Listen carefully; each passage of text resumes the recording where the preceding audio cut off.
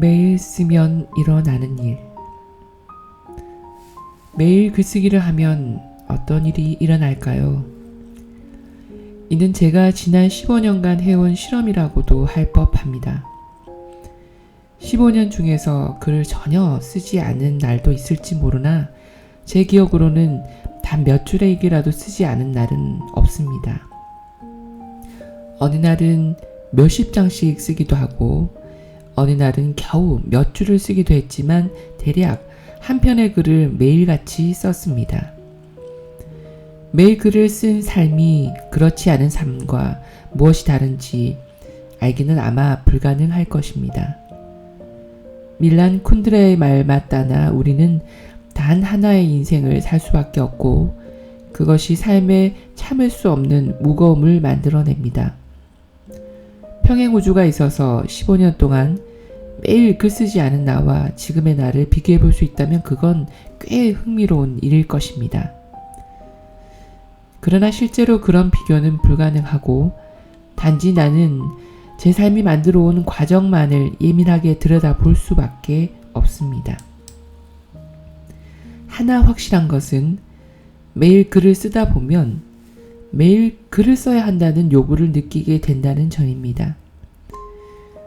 지난 15년간 커피를 마시지 않은 날이 거의 없는데 커피에 길들듯이 글쓰기에도 길들게 됩니다. 글을 쓰지 않으면 이 하루에 무언가 마음에 걸리는 게 있어서 그 마음을 해소하기 위해 글을 써야 합니다. 글을 쓰다 보면 그것이 명확해집니다.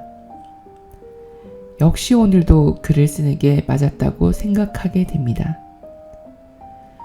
에스프레소 기계로 커피를 추출하듯 마음에 쌓인 어떤 부분을 걸러내고 드러나게 해주는 것입니다. 그렇게 늘 마음을 걸러내다 보면 하루 동안 내 마음에 무엇이 들어오는지를 비교적 명확하게 알 수 있습니다. 매일을 순백의 백지로 시작할 수야 없겠지만 엉망진창으로 낙서가 된 종이 위에 또 새로운 낙서를 덧입히는 것보다는 어느 정도 지우개로 지워서 그 위에 하루를 덧입히는 게 마음을 들여다보는데 보다 유용할 것입니다. 그러면 나의 불안이나 걱정, 누군가를 미워하거나 사랑하는 마음, 감격하거나 실망한 것들에 관해 더 선명하고 섬세하게 인식할 수 있을 거라는 생각이 듭니다. 그런 종류의 지우는 작업은 어쩌면 내가 원하는 것, 내가 마음을 두어야 하는 것, 제 마음이 흘러가는 것을 보다 잘 알게 해줄지도 모르겠습니다. 그래서 스스로의 마음에 역행하는 욕망을 비교적 분명하게 제거할 수 있고 관계에서 생긴 문제를 너무 늦지 않게 시정할 수 있으며 그로써 보다 나은 하루를 살 수 있게 됩니다.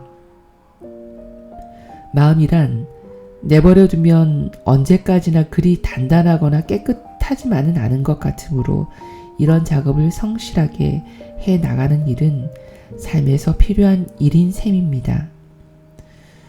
물론 어느 때는 글쓰기 그 자체가 삶의 유일한 위안처럼 남아있을 때가 있습니다. 누구 하나 내 마음을 들어주는 이가 없는 것 같고 세상에 홀로 남겨진 것 같고 모든 이가 나를 미워하거나 배제한다고 생각될 때도 글쓰기만큼은 끝까지 제 편으로 존재한다는 위안 그런 것 같은 것이 있습니다. 그것은 마치 인생 최후의 위안 같은 것이어서 제가 결국 세상의 모든 것을 잃더라도 글쓰기만큼은 제게 남아 글을 쓸 수 있을 거라는 절대적 믿음이 바탕에 깔려 있습니다. 그렇게 글쓰기는 제가 홀로 처절할 때 저의 유일한 우군이었고 반대로 제가 삶 속에서 많은 것을 책임지고 고려하며 매만져야 할 때는 제 마음을 보다 올바로 쓸 수 있게 해주는 수성공이 되어 주었습니다. 그러니 아무래도 매일 쓰기를 잘했다고 또 앞으로도 글을 쓰지 않는 날이란 그다지 많지 않을 거라고 믿게 됩니다. 그러므로 글쓰기란 결코 어떤 유명 작가들이나 권력에 의해 독점될 수 없는 것이라고, 글쓰기는 모든 삶을 위한 것이라고 생각합니다. 저는 많은 사람들이 글쓰기를 통해 위안받기를, 그의 삶이 보다 나은 쪽으로 인도되기를 바랍니다. 제가 그랬으므로, 그래서 마치 신을 향해 기도하는 자가 다른 이들이 신을 알기를 바라듯이 저는 사람들이 글쓰기에 대해 알게 되기를 바랍니다.